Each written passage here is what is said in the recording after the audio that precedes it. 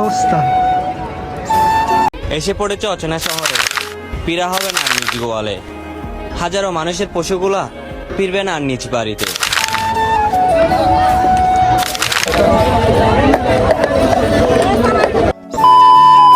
আসসালামু আলাইকুম গাইস, কেমন আছেন? আশা করি আল্লাহর রহমতে আপনারা সবাই ভালো আছেন। আমি আপনাদের দোয়ায় ও ভালোবাসায় ভালো আছি। আজকে সরাসরি চলে আসলাম বাইশমজার বাজার। এটি আমার বাড়ির পাশের কাছাকাছির একটি হাট। এখানে আসলে হাঁস, মুরগি, উট, ছাগল, গরু, ভেড়া সবকিছু পাওয়া যায়। এমনকি হাঁসের ডিমও আপনি পেতে পারেন এই বাজারে খুঁজলে। যাই হোক, জায়গার সামনের দিকে আজ্ঞা। আজকের ভিডিও খুব ইন্টারেস্টিং। হাঁস, মুরগি, ডিম লিয়ে না আজকের ভিডিও হয়েছে। বৈশ, মহিষ, বেড়া, ছাগল, ফাগল এগুলো সবকিছু মিলে আজকের এই বাইশমজার বাজারকে রিপ্রেজেন্ট করা হবে। আগে যখন ছোট ছিলাম আব্বার লগে বাইশমজার বাজারে গরু, মহিষ, ছাগল, ফাগল বেড়া দেওয়ার লেগে আব্বার কাছে কত যে বাইনা করতাম আর কত যে কান্দাকাটি ঘরের পিছে হারে করতাম তা বইলা শেষ করা যাইব না। যাই হোক, এখন প্রাপ্ত বয়স হয়েছে, আব্বাও নাই, লগে ওই বন্ধু বান্ধবও নেই। এলকা এলকায় আয়া পড়ছি বাইশমজার বাজারে বস গরু, ছাগল সব কিছু দেওয়ার লেগে। আর আপনারাও সাথে দেওয়ানোর চেষ্টা করবো এই ভিডিওতে। আপনারা যারা নানান ব্যস্ততার কারণে বাইশমজার বাজারে বস দেওয়ার লেগে আইতারছেন না, তাদেরকে অসংখ্য ধন্যবাদ। আমি আইতে একটু আয়াসাইরে আমার জুতাটি ফালাই দেওয়ান লাগছে। এমন ফেক কাদা আর ধুলোমালিতে এমন ভরা, আর বয়সের অবস্থা দিকে আমারও কষ্ট লাগতেছে। শেষবেলা বেচারার কতটা কষ্ট দিয়ে মানুষ মারে। আসলে আমরা মানুষ জাতি যে কত বড় ভয়ঙ্কর প্রাণী এটা কেবল পশু পাখিরে বুঝতে পারে। আর এ দুইটা বসের দিকে আমি পড়লে ভাবছিলাম এ দুইটা বাসবো তো মইরা গেছে গা। চা দিন না বেচারার নিয়ে, বেচারার মালিক অনেক বালা এলে গাতার মধ্যে নিয়ে ফালাইছে। আর বেচারারা অনেক খুশি। এই জন্য সবার ফাঁক দিয়েও আমি ভিডিও করে চালাই দিতেছি।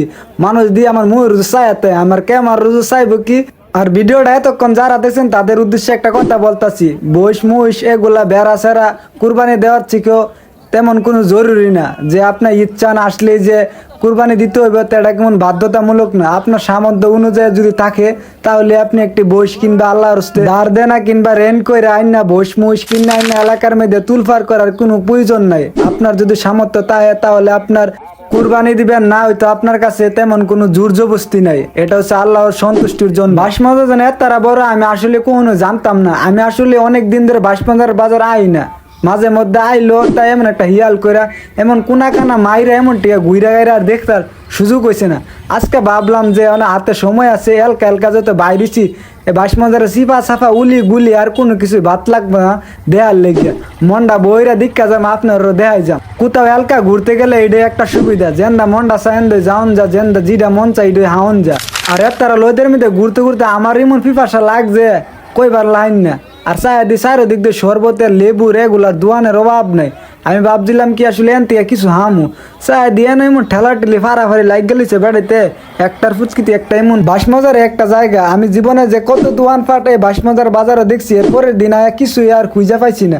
এটাই একমাত্র জায়গা যেখানে একটু পরে আর কিছুই খুঁজে পাওয়া যায় না। আসলে বাইশমজার আওয়ার পরে কেউ যদি লেবুর শরবত না হান তাহলে বাইশমজারের ফিল কখনই বুঝতে পারবে না। বাংলাদেশ হচ্ছে একটা সুবিধাজনক ব্যবসা। এখানে যদি একজনের জায়গায় দুইজন কাস্টমার আয় পরে তখনই দেখা গেছে কি জিনিসপত্রের দাম বাড়াইলা। এই সব আগে হাইতাম 10 টাকা করে, এসকা জিগায়া দিয়ে 20 টাকা করে। এবার আগে কইতেছে 20 টাকা লাগবো, হাইলে হাও না হাইলে নাই। আমি কম কি করাম, যেহেতু কি পেটটার মধ্যে কয়লাটা ফুরে গেছে গা, 10 টাকা 20 টাকা হইতো হাইতে হইব নে। আর কি করাম, 10 টাকা একদিনের 10 টাকার জায়গাত না 20 টাকা লাগলি গোলামের পুতায় আর না তোর বাইশমজার বাজার। এরপরে পানি টানি হায়া একটু ঘুরতে ঘুরতে প্রচুর পেট বুক লাগিয়েছিল। এখন বাজে বেলা প্রায় 3:30টার মতন। চা দিয়ে কিছু হাওয়ার জন্য হোটেলে গেছিলাম। গিয়া দিয়ে একটা মুগলাই ভাবছিলাম হামু, পকেট আছে 50 টাকা আর হে একটা মুগলাইয়ের দাম হয়ে গেছে 60 টাকা। আমি পকেটের দিকে তাকায় ভাবি আসলে এন যদি আজকে হাই তাহলে আজকে থাইকে যাওয়ান গেল। বাইশমজার যে পরিস্থিতি আজকে আমার বাইন্দে থেয়া লাগবো।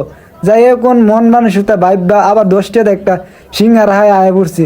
আমি মনে মনে কই যে একটা ডিমের দাম 10 টাকা আর ময়দা লাগলো কই টাকার হিসাব করে দেখলাম বড় জোর 20-30 টাকা করে আগে আসলো। এগুলা সবাই সচরাচর খাইতো।